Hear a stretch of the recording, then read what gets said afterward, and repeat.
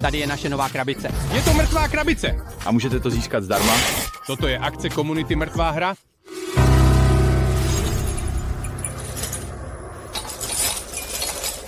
Chci si zahrát hru Brawl Stars. Musíte se spojit, abyste získali 20 miliard kolíků. Jakmile dokončíte svůj úkol, obdržíte 10 mrtvých krabic. To nezní tak špatně.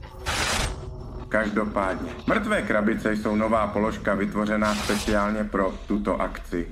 Mrtvé krabice mohou obsahovat mince, gadgety, hvězdné síly, hypernáboje, brawlera a samozřejmě strašidelné kosmetické předměty. V mrtvé krabici máme všechny neexkluzivní skiny Brawl Oveen, včetně 3 o nejnovějších zombie skinů, budoucí Pam, hrozný gas a hníjící dynamit. Všechny tyto skiny budou během akce také v obchodě. Dobře.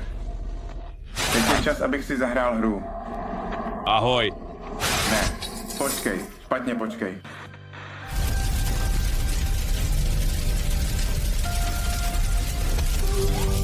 Mrtvé krabice nejsou jedinou věcí, kterou z této akce získáte. Existuje několik náhrobků, tedy milníků, které je třeba dosáhnout a odemknout odměny. Jakmile akce začne, všichni získají dvojnásobné mistrovství po celou dobu akce. Při 5 miliardách zabití získáte dvojnásobné XP, které vám pomohou dokončit Brawl Pass. Při 10 miliardách zabití získáte hypernabíjecí Star Drop. Při 15 miliardách zabití se pro všechny aktivují dvojnásobné Star Drops. A při 20 miliardách zabití obdrží každý 10 zdarma mrtvých krabic. 31. října. Chcete?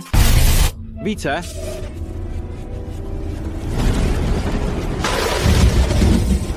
Máme 3 nové herní módy Brawl Oveen, Děkuji, Marcio.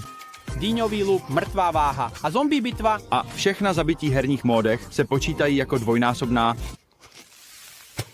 A samozřejmě máme naši klasickou soutěž v rámci komunitní akce, kde rozdáváme každý jednotlivý předmět z mrtvé krabice 5 šťastným hráčům. Abyste se zúčastnili soutěže, stačí zveřejnit screenshot nebo video, na kterém hrajete herní módy akce a použít hashtagy Mrtvá hra a Brawl Stars. Akce Mrtvá hra začíná právě teď a potrvá do 31. října.